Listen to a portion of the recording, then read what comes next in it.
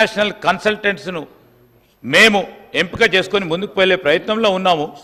మీకు సందేహాలు వద్దు, ఏదేమైనా కానీ ట్రాన్స్పరెంట్గా మూసీ రివర్ డెవలప్మెంట్ అథారిటీని, దానికి సంబంధించిన అభివృద్ధిని, దాన్ని ఒక ఎకనామిక్ గ్రోత్ ఇంజన్ చేసే అంశం విషయంలో దానిపైన కూడా మరొకసారి ప్రత్యేకమైన ప్రస్తావన తీసుకొస్తాం.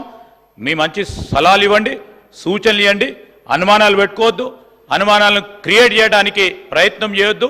దానివల్ల ఎవరికి నష్టం అధ్యక్ష? ఈ రాష్ట్రానికి, ప్రత్యేకంగా హైదరాబాద్, గ్రేటర్ హైదరాబాద్కు సంబంధించిన ఒక ప్రధానమైన డెవలప్మెంట్కి సంబంధించిన అంశం విషయంలో నష్టం చేకూర్చాలని ప్రయత్నం చేయొద్దని మీ ద్వారా వారికి తెలియజేస్తా ఉన్నాం.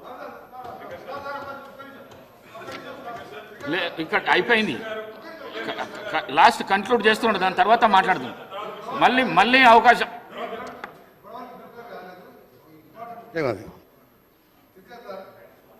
ముందుగా మా గౌరవ ముఖ్యమంత్రి గారికి మూసి బారిన బడి ఒకవైపు గతంలో ఉన్న ఫ్లోరైడ్ బాధతోని లక్షలాది మంది అలా బాధపడుతున్న తరుణంలో మొట్టమొదటిసారి ఒక రాష్ట్ర ముఖ్యమంత్రిగా మూసి మీద ఆలోచించి 7 మాసాలుగా ప్రతి సందర్భంలో మూసి ప్రక్షాళన గురించి మాట్లాడుతున్న ముఖ్యమంత్రి గారికి నల్గొండ జిల్లా, రంగారెడ్డి, హైదరాబాద్ ప్రజల పక్షాన వారికి ధన్యవాదాలు తెలియజేస్తూ, మా కేటీఆర్ గారికి కూడా విజ్ఞప్తి చేస్తున్నా, మనం ఎవరో ఆలోచించలే, మేము బాధపడ్డాం.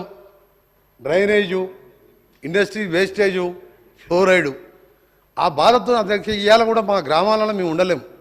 మీరు ఇప్పటికి కూడా ఇప్పుడు చూడండి, పొద్దున్న లేస్తే ఆ గ్రామాలకు వెళ్ళి మూసిపోతుండే డ్రైనేజ్ స్మెల్ వస్తుంటుంది. పోచంపల్లి, చౌటుప్పల్, ఇక్కడి నుంచి మొదలు పెడితే నార్కట్పల్లి, ఒకప్పుడు మూసి స్వచ్ఛమైన వికారాబాద్లో పుట్టి నేరేడు జిల్లా కృష్ణానదిలో కట్టిపోయే 1,04 ఎకరాలకు సాగునీరు, త్రాగునీరు ఇచ్చే రివర్ అది. ఇలా పొల్యూషన్తో లక్షలాది మంది రోగాల బారిపడుతుంది. అందుకని గౌరవ సభ్యులకు చెప్తున్నా, మీరు దాని మీద 20,000 కోట్లు 30,000 కోట్లు అయినా సరే సహకరించండి. దాన్ని వేరే విధంగా అర్థం చేసుకోవద్దని మీరు ఒక నల్గొండ జిల్లా మూసితో పాటు ఫ్లోరైడ్ బాధితుగా మీకు విజ్ఞప్తి చేస్తున్నాం. దీన్ని రాజకీయాలు జోడించకండి. ఎన్ని వేల కోట్లు అయినా సరే మూసి ప్రక్షాళనకు సహకరించమని విజ్ఞప్తి చేస్తున్నాం. ఎల్ఏ మినిస్టర్ గారు కనుక ఇంటర్వ్యూని కాకపోతే నాకు చెప్పాల్సిన అవసరం లేదని ఇప్పుడు చెప్పక తప్పట్లేదు. Either LA minister is misleading the house or deputy chief minister is misleading the house. ఎందుకంటే మొన్న డిప్యూటీ చీఫ్ మినిస్టర్ గారు యూనియన్ బడ్జెట్లో మనకు డబ్బులు రాలేదు, మూసీకి డబ్బులు అడిగినామంటే ఇక్కడ నుంచి కొంతమంది అడిగారు మీరు డిపిఆర్ ఇచ్చారా అని.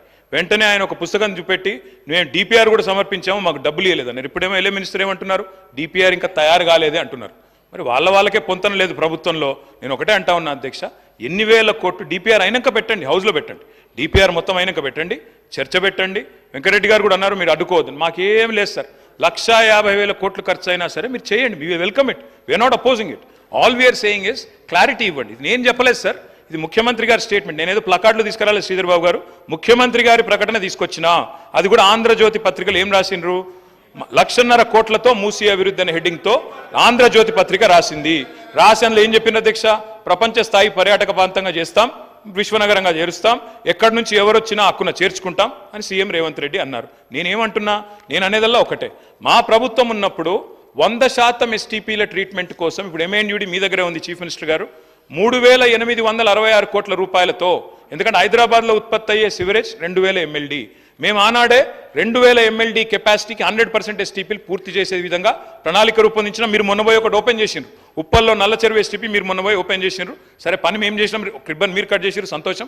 కానీ మిగతా ఎస్టీపీలు కూడా బ్రహ్మాండంగా పూర్తి చేసినాము.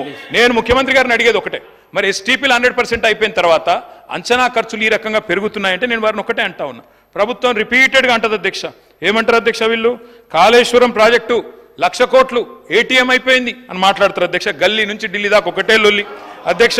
నేను వారిని అడుగుతున్నా అధ్యక్ష, మరి 18 లక్షల ఎకరాలకు నీళ్ళిచ్చే కాళేశ్వరం మీద 94,000 కోట్లు ఖర్చు పెడితే గగ్గోలు. ఉత్తమ్ కుమార్ రెడ్డి గారేమో 1,47,000 కోట్లు ఖర్చు అవుతుంది కాళేశ్వరం. 18 లక్షల ఎకరాల స్థిరీకరణ, 18 లక్షల ఎకరాల కొత్త ఆయకట్టిచ్చే ప్రాజెక్టుకు 1,47,000 కోట్లు అయితేనేమో గగ్గోలు పెడతారు. మరి నేను అడుగుతున్నా అధ్యక్ష, మూసీ సుందరీకరణ విషయంలో ఈ మూసీ ప్రాజెక్టుతో మురిసే రైతులెందరూ, నిల్వ ఉంచే టీఎంసీలెన్ని, సాగులోకి వచ్చే ఎకరాలెన్ని, పెరిగే పంటల దిగుబడి ఎంత, తీర్చే పారిశ్రామిక అవసరాలు ఎంత, కొత్తగా నిర్మించే రిజర్వాయర్లు ఎంత, ప్రజలకు కలిగే లాభం ఎంత, సృష్టించే ఆదాయం ఎంత తప్పకుండా చెప్పాలి. ముఖ్యమంత్రి గారు పాలమూరు బిడ్డ అని చెప్తారు అధ్యక్ష. వారు నేను అడుగుతా ఉన్నా, పాలమూరులో మొత్తం రిజర్వాయర్లు మేము కట్టినాం. వట్టెము, కరివేనా, మొత్తంగా ఉద్దండాపూర్ దాకా అన్ని రిజర్వాయర్లు కంప్లీట్ చేసినాం. ఒక పంప్ ఆన్ చేసిన 31 పంపుల్లో.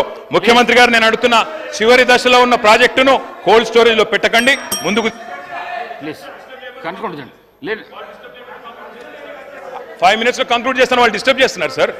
అధ్యక్ష నేను అడిగేది ఒకటే, చివరి దశలో ఉన్న ప్రాజెక్టును పక్కకు పెట్టి కోల్డ్ స్టోరేజ్ లో పెట్టి పాలమూరు బిడ్డలకు అన్యాయం చేయకండి. లండన్ చేస్తారా, న్యూయార్క్ చేస్తారా, థీమ్ పార్క్ చేస్తారా, థేమ్స్ చేస్తారా, మీ ఇష్టం. కానీ దాని వెనుకున్న థీమ్ ఏందో, బ్యాక్గ్రౌండ్ లో జరుగుతున్నదేందో తెలంగాణ సమాజం గమనిస్తున్నదనే విషయం మర్చిపోకండి. అధ్యక్ష మూసీతో పాటు మానేరు రివర్ ఫ్రంట్ కరీంనగర్లో 60% పనులు పూర్తయినాయి. దాన్ని కూడా దయచేసి కంప్లీట్ చేయాలని చెప్పి గౌరవ ముఖ్యమంత్రి కోరుతా ఉన్నా. కరీంనగర్ జిల్లాకు మంచి మేలు జరుగుతుంది. శ్రీధర్ బాబు గారు మీరు కూడా అక్కడి మంత్రి దయచేసి ఇన్వాల్వ్ కావాలని కోరుతా ఉన్నా. అధ్యక్ష కేంద్రం నుండి నిన్న మా సర్పంచులు వచ్చినారు సార్, మా సిరిసిల్ల సర్పంచులు అందరూ వచ్చినారు. సిరిసిల్ల జిల్లా వేములవాడ నుంచి, అదేవిధంగా మా సిరిసిల్ల నుంచి. ఇప్పుడు కొత్త సర్పంచులు